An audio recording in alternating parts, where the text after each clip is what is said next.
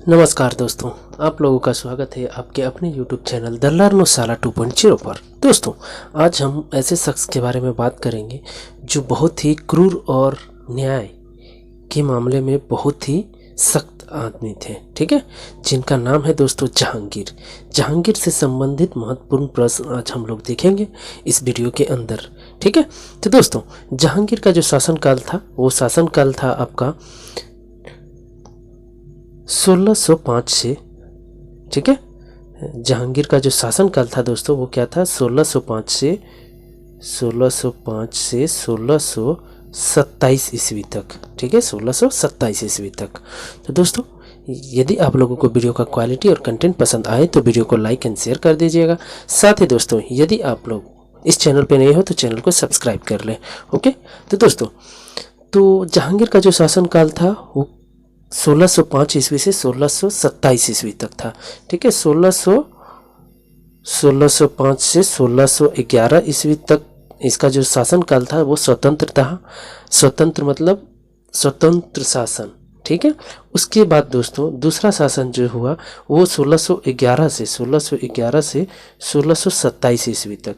ठीक है, इसके बीच में क्या हुआ दोस्तों कि ये नूरजहां के प्यार में पड़ गए। नूरजहां के प्यार में पड़ गए और साथ में नूरजहां से इन्होंने शादी भी कर लिया। ठीक है, तो जो इसका शासनकाल था वो नूरजहां के प्रभाव में आ गया। ठीक है, तो नूरजहां जो थी दोस्तों, नूरजहां, ठीक है, ये इसकी पांचवी बीवी थी। ठीक है, चलिए जैसे जैसे क्वेश्चन आएगा वैसे वैसे मैं आप लोगों को इससे रिलेटेड सारी बातें बतलाऊंगा। ठीक है, चलिए दोस्तों, तो जहांगीर को न्याय और क्रूर के लिए भी जाना जाता है। तो पहला जो क्वेश्चन है दोस्तों वह है कि जहांगीर के गुरु कौन थे। तो जहांगीर के गुरु कौन थे? अबुर रहीम खाने खाना। ठीक है, जहांगीर गद्दी पे कब बैठा? तो 24 अक्टूबर 1605 ईस्वी को। ठीक है, इनके पिताजी कौन थे? तो थे अकबर। ठीक है, अकबर का मृत्यु जब 1605 ईस्वी में हो गई उसके बाद जहांगीर ने ये पद संभाला। ठीक है, चलिए आगे बढ़ते हैं। जहांगीर का राज अभिषेक किस नाम से आगरा में हुआ?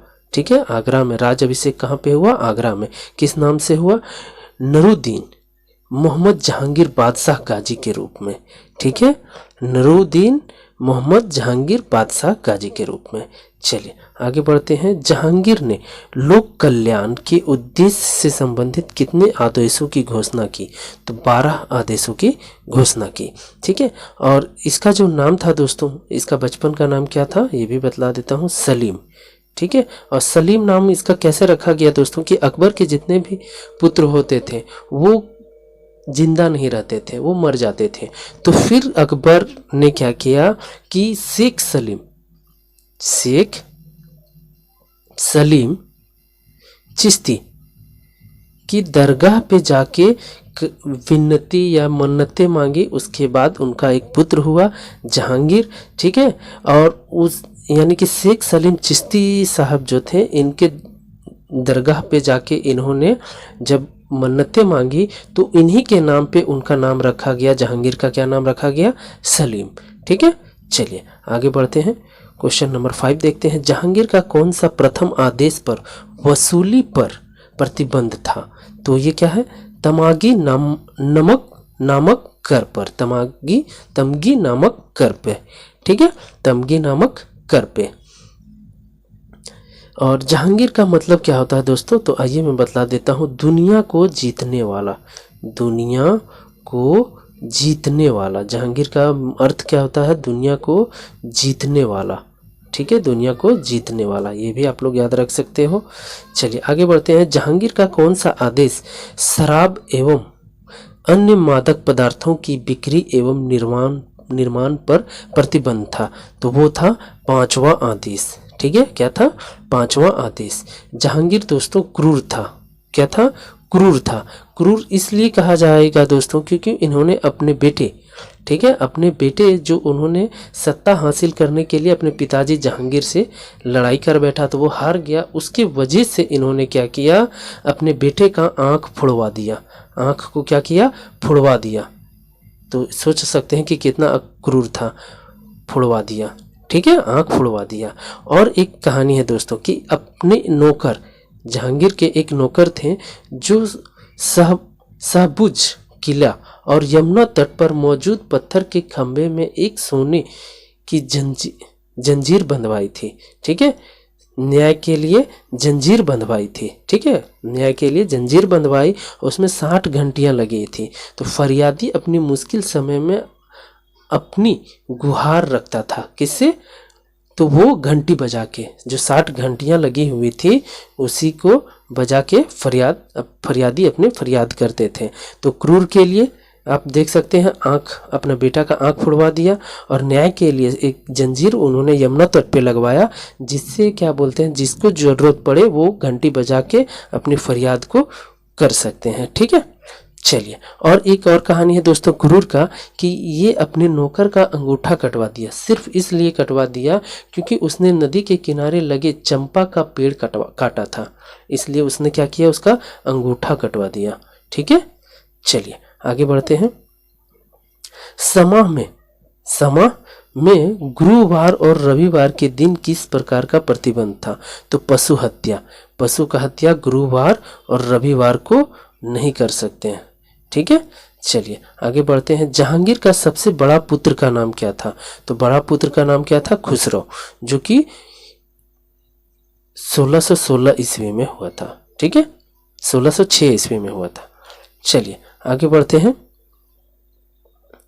आगे है दोस्तों, जहांगीर के किस पुत्र ने अपने विरुद्ध विद्रोह कर दिया, ठीक है, उसके विरुद्ध विद्रोह कर दिया, तो खुसरो ने ही क्या, खुसरो जो थे जहांगीर के सबसे बड़े पुत्र थे, और इसने अपने पिताजी यानी कि जहांगीर के लिए विद्रोह कर दिया, मतलब राज सत्ता के लिए, यानी कि गद्दी पे बैठने के लिए अपने पिताजी से ही विद्रोह कर दिया, और इसी का आंख क्या किया दोस्तों, जहांगीर ने फुड़वा दिया था, ठीक है, फुड़वा दिया था खुसरो का, ठीक है। चलिए आगे बढ़ते हैं, क्वेश्चन नंबर 10 देखते हैं। जहांगीर और विद्रोही शाहजादा खुसरो के बीच कौन सी लड़ाई हुई, तो भैरोवाल का युद्ध, ठीक है। चलिए आगे बढ़ते हैं। खुसरो की हत्या किसने करवाई, तो शाहजहां ने ही खुसरो की हत्या करवाई, ठीक है, खुसरो की हत्या किसने करवाई, शाहजहां ने, ठीक है। शाहजहां कौन था दोस्तों, तो ये था जहांगीर का पुत्र था, ठीक है, यानी कि अपने भाई का ही हत्या किसने करवाया, शाहजहां ने। और ये खुसरो भी क्या था, जहांगीर का बड़ा पुत्र था, और शाहजहां भी खुसरो का ही ये आपका जहांगीर का ही पुत्र था, शाहजहां भी, ठीक है। चलिए आगे बढ़ते हैं। सम्राट जहांगीर एवं राणा अमर सिंह के बीच कब संधि हुई, तो 1615 ईस्वी में। चलिए आगे बढ़ते हैं, क्वेश्चन नंबर 13 देखते हैं। जहांगीर के समय अहमदनगर का वजीर कौन था, तो मलिक अंबर। गुरिल्ला युद्ध पद्धति की शुरुआत किसने की, तो मलिक अंबर ने, ठीक है। चलिए आगे बढ़ते हैं, क्वेश्चन नंबर 15 को देखते हैं। मलिक अंबर ने कौन सा द्वीप पर नौसेना गठित किया, तो जंजीरा द्वीप पे, ठीक है। चलिए 1616 ईस्वी में किसे दक्षिण अभियान के लिए भेजा गया, तो शहजादा खुर्रम को दक्षिण अभियान के लिए भेजा गया। चलिए 17 नंबर क्वेश्चन देखते हैं। जहांगीर ने खुर्रम की दक्षिण विजय से खुश होकर कौन सी उपाधि प्रदान की, तो शाहजहां की, यानी कि खुर्रम जो था उसका पुत्र ही था जहांगीर का, ठीक है, उसका नाम क्या रखा गया, शाहजहां। चलिए आगे बढ़ते हैं। शाहजहां ने दक्षिण के सूबेदार किसे बनाया, तो अबुर रहीम खाना को, ठीक है। नूरजहां किसकी पुत्री थी, तो ईरानी मिर्जा गयास बेग की। तो और नूरजहां कौन थे दोस्तों, तो जहांगीर की पत्नी थी, कौन सी पत्नी, पांचवी पत्नी थी, ठीक है। चलिए आगे बढ़ते हैं, क्वेश्चन नंबर 20 देखते हैं। नूरजहां का वास्तविक नाम क्या था, तो नूरजहां का वास्तविक नाम क्या था, मेहरुनिसा। ये VVI क्वेश्चन है दोस्तों, पूछा जा सकता है। जहांगीर की शादी मेहरुनिसा से कब हुई, तो 1611 ईस्वी में। 1611 ईस्वी में जहांगीर का शादी हुआ मेहरुनिसा से, और ये इसकी 5वीं बीवी थी। चलिए क्वेश्चन नंबर 21 देखते हैं। जहांगीर ने शादी के बाद मेहरुनिसा का कौन सी उपाधि प्रदान की, तो नूर महल एवं नूरजहां की, ठीक है। नूरजहां को बादशाह का बेगम कब बनाया गया? तो 1613 ईस्वी में। ठीक है, बादशाह का बेगम कब बनाया गया? 1613 ईस्वी में। चलिए आगे बढ़ते हैं। नूरजहां की माँ का नाम क्या था? अस्मत बेगम। क्या नाम था? अस्मत बेगम। सर्वप्रथम इत्र बनाने की कला किसने विकसित की? तो अस्मत बेगम ने, जो कि नूरजहां की माँ थी। ठीक है, चलिए आगे बढ़ते हैं। कौन सा जहांगीर एवं नूरजहां को बंदी बनाया था? कौन जहांगीर एवं नूरजहां को बंदी बनाया था? तो महावत खान ने, महावत खान ने। जहांगीर की मृत्यु भीमवार नामक स्थान पर कब हुई? भीमवार नामक पर कब हुई? तो 1627 ईस्वी में। यहीं से इसका शासनकाल खत्म हो गया। उसके बाद इसका किसका शासन काल चला दोस्तों? तो शाहजहां का। ठीक है, शाहजहां का कब से कब तक? 1628 ईस्वी से 1658 ईस्वी तक शासनकाल चला। ठीक है, चलिए आगे बढ़ते हैं। जहांगीर को रावी नदी के किनारे कहाँ दफनाया गया? तो शाहदर्रा, लाहौर में। ठीक है, जहांगीर के कितने पुत्र थे? तो 5 पुत्र थे। ठीक है, खुर्रम भी था, खुसरो भी था, और खुर्रम ही शाहजहां का नाम था। तो शाहजहां था और खुसरो, ठीक है, जो जिसकी आंख फोड़वा दिया था जहांगीर ने। चलिए आगे बढ़ते हैं दोस्तों। लाडली बेगम किसकी पुत्री थी? तो नूरजहां की। नूरजहां की जो बेटी थी उसका नाम क्या था? लाडली बेगम। लाडली बेगम की शादी किससे हुई? तो सहरबार से, सहरबार के। ठीक है, चलिए आगे बढ़ते हैं। क्वेश्चन नंबर 31 देखते हैं। मुगल चित्रकार अपने चरमोत्कर्षण पर किसके काल में पहुंची? तो जहांगीर के ही काल में अपने चरम स्थल पर पहुंची। कश्मीर का शालीमार बाग किसने लगवाया? तो जहांगीर ने ही लगवाया कश्मीर का शालीमार बाग। ठीक है, इकबाल नामा ए जहांगीर किसने लिखी? तो मोतमिद खां ने। जहांगीर एवं इत्मादुल्ला का मकबरा किसने बनवाया? तो नूरजहां ने। नूरजहां कौन थी? तो जहांगीर की पत्नी बीवी थी, 5वीं बीवी थी। चलिए, गुरु अर्जुन देव का समकालीन थे, कौन थे? जहांगीर। और गुरु अर्जुन देव का ही हत्या किसने करवाया था? जहांगीर ने करवाया था। ठीक है, चलिए आगे बढ़ते हैं। फतेहपुर सीकरी स्थित लाल पत्थर से निर्मित शेख सलीम चिश्ती के मकबरे को किसने संगमरमर का करवाया? तो जहांगीर ने ही करवाया था। ठीक है, चलिए आगे बढ़ते हैं। जहांगीर के दरबार में पक्षियों का सबसे बड़ा चित्रकार था मंसूर। ठीक है, मंसूर। आगे बढ़ते हैं। क्वेश्चन नंबर 38 देखते हैं। जहांगीर के निर्देश पर किसने अबुल फजल की हत्या कर दी थी? तो वीर सिंह बुंदेला ने। ठीक है, चलिए क्वेश्चन नंबर 39 देखते हैं। मुगल वंश के संदर्भ में पिता के रहते बादशाह पद प्राप्त करने का प्रथम प्रयास करने वाला शहजादा था, तो वो कौन था? जहांगीर ही था दोस्तों। ठीक है, जहांगीर ही था। लेकिन सत्ता मिला नहीं। सत्ता कब मिला? जब अकबर का मृत्यु हो गया, उसके बाद ही इसको सत्ता मिल पाया। कब सत्ता मिला? तो 1605 ईस्वी में। ठीक है, 1605 ईस्वी में जब अकबर की मृत्यु हो गई, उसके बाद ही इसको सत्ता मिला। चलिए आगे बढ़ते हैं। क्वेश्चन नंबर 40 देखते हैं। किसके समय में कंधार हमेशा के लिए मुगलों के हाथ से निकल गया? तो जहांगीर के शासनकाल में ही। चलिए क्वेश्चन नंबर 41 देखते हैं। मेवाड़ के युद्ध तथा चित्तौड़ की संधि किसके शासनकाल में महत्वपूर्ण उपलब्धि है? तो जहांगीर के समय में ही। चलिए आगे बढ़ते हैं। किस शासक को जहांगीर ने फर्जंद यानी कि पुत्र की उपाधि सम्मानित किया? तो बीजापुर के शासक आदिल शाह को। क्वेश्चन नंबर 43 देखते हैं। मैंने अपना राज्य अपनी प्यारी बेगम के हाथों में एक प्याला शराब और एक प्याला शोरब के लिए बेच दिया, यह किसकी उक्ति है? जहांगीर की। इसीलिए दोस्तों कहा जाता है कि जहांगीर का जो शासनकाल था 1605 ईस्वी से 1611 ईस्वी तक एकदम पूर्ण जहांगीर के हाथों में ही रहा। उसके बाद उसके बेगम, ठीक है, 1611 ईस्वी से 1627 ईस्वी तक उसकी बेगम नूरजहां के हाथों में चला गया। क्यों? क्योंकि ये जहांगीर जो थे एक शराबी थे। ठीक है, शराबी थे। और साथ में दोस्तों शराबी और शबाबी दोनों भी बोल सकते हो आप इसको। ठीक है, चलिए आगे बढ़ते हैं। क्वेश्चन नंबर 44 देखते हैं। जो चित्रकला के शत्रु हैं, मैं उनका शत्रु हूँ, किस मुगल शासक ने कहा था? जहांगीर ने। ठीक है, मराठों के एवं अफगानों को मनसाबदारी प्रथा से शामिल करने वाला प्रथम मुगल शासक था, तो वो कौन था? जहांगीर था।